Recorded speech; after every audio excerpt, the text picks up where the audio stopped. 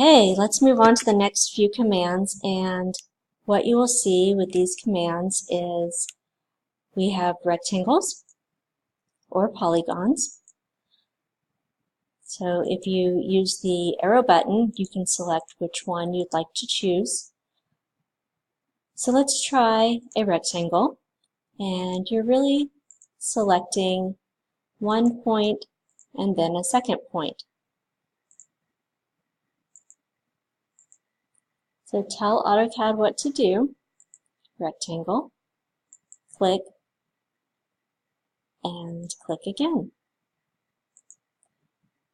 If you would like to do a polygon, you'll see at my crosshairs it asks the number of sides you would like to have in your polygon. So you can go anywhere from a triangle up to very many multi-sided items. So we'll start with 3 and hit enter, so that will tell AutoCAD that we're ready to go.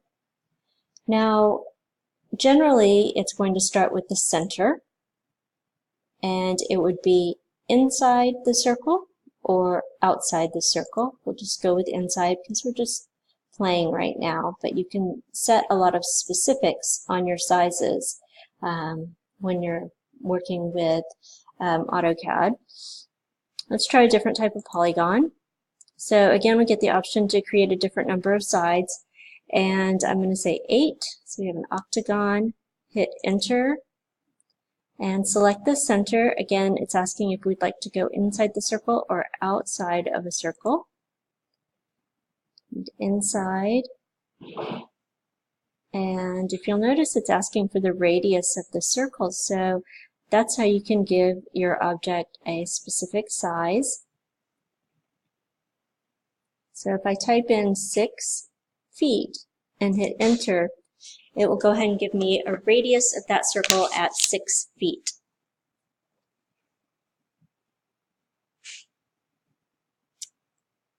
The next command is an ellipse.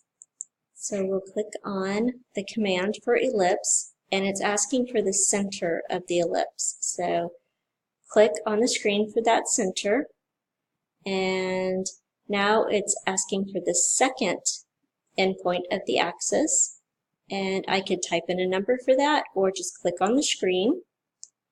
So that was my radius in one direction, but since an ellipse has 2 separate radii, we can move down and again type in a number or click on the screen for an arbitrary size.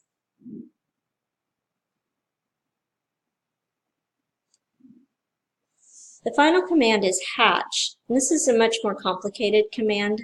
I'm going to go ahead and go down to drawing and show you a couple more commands that are boundary type objects, and then we'll move on to hatch. So we have spline, and this is going to give you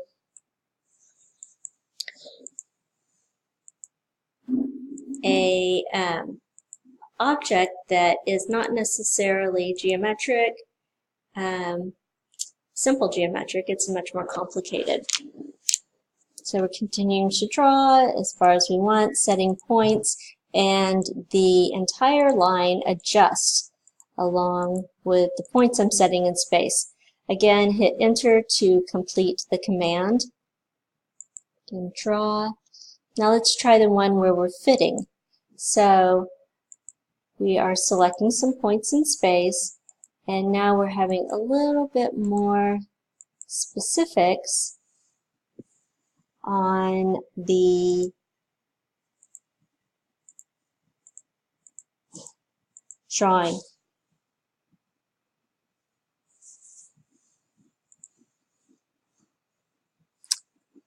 We can come back to divide and measure. These commands I'm not using very often. We'll get to them later. 2 more commands that we do use often are donut, and for the sheer sense that it will create the center point of a tree. So you can see that right there. To draw a donut, you're going to specify the inside diameter of the donut. So if you'd like it to be hollow in the center, or if you'd like it to be solid. So if you'd like it to be solid, you type 0 and hit enter. And then you want to give the outside diameter of the donut. So it's not the radius, it's the diameter. So I'll type in 6, as in 6 inches. Then you can place the donut on the screen just by clicking with your mouse. And it will continue to place donuts on the screen until you hit enter. So let's try donut one different way. And we'll specify the inside diameter of the donut. And let's say that that's going to be 12. Since we're in feet and inches, we will enter 12, and that will become inches.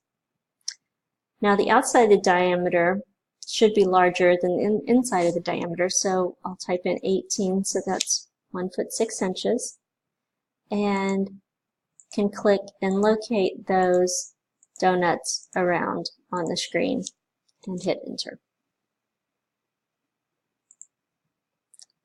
The final command under drawing that I'd like to show you today is the rectangle revision cloud.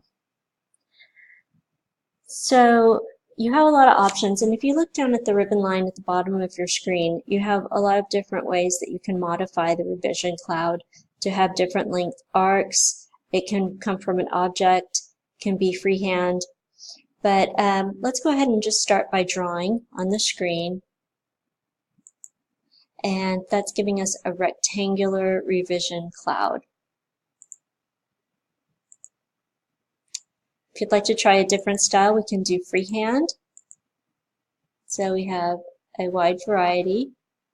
What's going to happen with a revision cloud is it's always going to close. So you can see how there are 4 points along this rectangle and they're all closed, whereas these polylines didn't necessarily close. So those are our freehands. If you'd like to make the revision cloud a larger arc size, you can type in A for arc length or go down and click on it.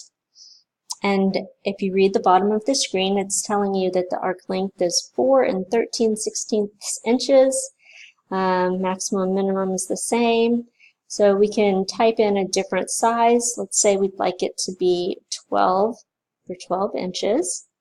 And the maximum and minimum, we can create that the same and hit enter. So now it's time to start drawing, and hopefully you can tell that and hit enter to complete. The arcs are a little bit longer than they were in the previous drawing. So I'd like you to spend a few moments on your own and scribble over to the side on your drawing and create rectangles, some polygons, some ellipse. Go down to draw, try the spline command, and then move on to donut and revision cloud.